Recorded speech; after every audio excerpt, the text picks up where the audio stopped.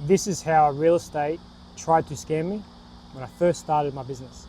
Welcome back to another video. We're outdoors, hope the background noise isn't too annoying. But this video is about how real estate tried to scam me after I did some work for them. I figured it out. They didn't get to scam me, but they definitely were trying to. And I'm going to let you know what I learned from that experience and what I do now to avoid that scenario altogether. So when I first started my handyman business, I was very heavy into real estate, strata, because it's easy. You have a real estate, they'll send you work orders or quotes and you go do that, you quote or do the work order, you get paid. Very simple and easy to get work. So this one real estate one day, who I have done work for plenty of times before, they sent me to go change a door handle on a unit. There had been domestic issues at that residence and the door had been kicked in. The door was fine, but the door handle was broken, so I had to replace it, like for like. And this was a work order, so I just went and did it. No need to quote, just went and did the work order. So I went there, looked at the lock, took the lock to Bunnings, got the exact like for like lock. I went back, installed the lock. The tenant was there. She's in the property as well. Seemed quite fine, quite happy. Replaced the door handle, put the new one on. Very simple. You can't stuff up a door handle installation, especially when it's already been drilled out and chiseled out. It's the easiest thing. I will do a video how to do it, but it's very simple.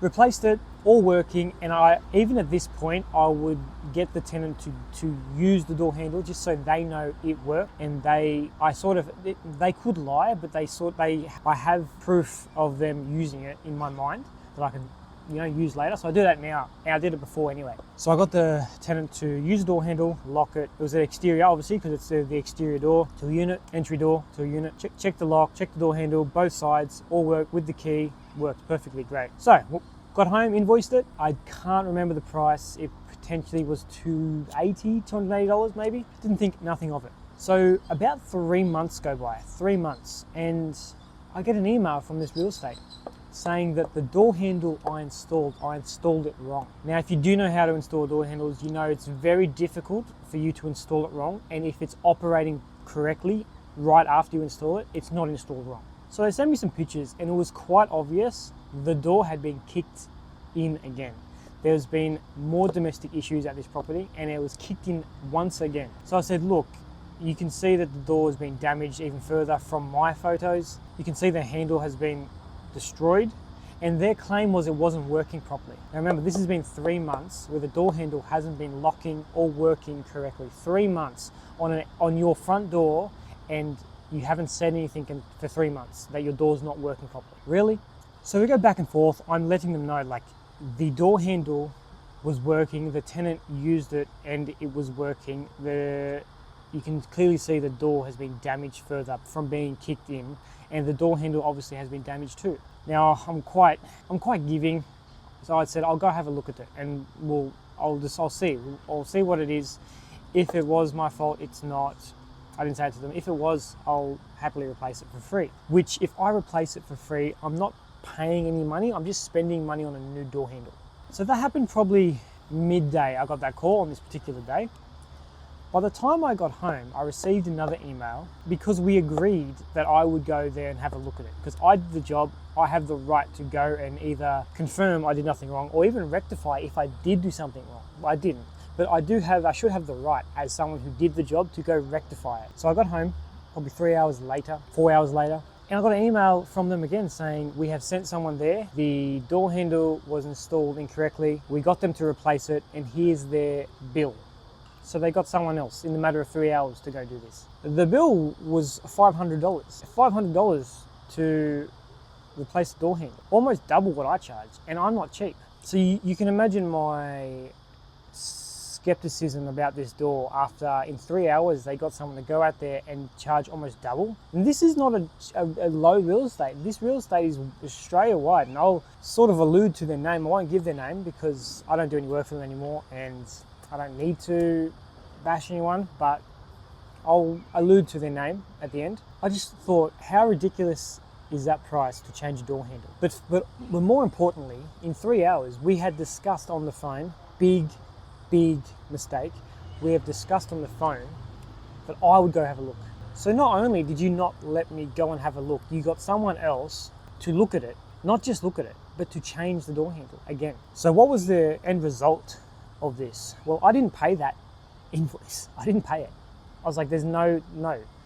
I said, if I said to you, go get someone else to have a look at it and they replaced it, fair enough. Even then, if I said, go get someone to look at it, but not replace, yeah, I still wouldn't pay that because I didn't approve the work. So I didn't pay this invoice.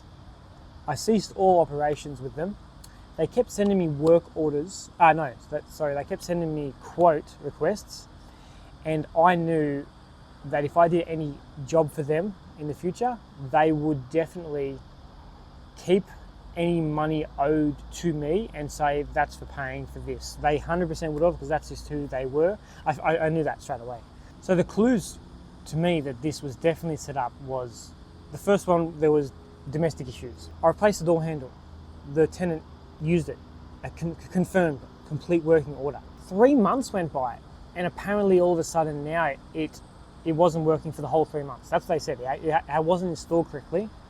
So if it wasn't installed correctly, it hasn't been working for 3 months, correct? And then lastly, they went and got someone else. Who knows who it was? Was it one of the real estate's friends? Who knows what it was? One of the real estate's partners? Maybe another handyman they really like.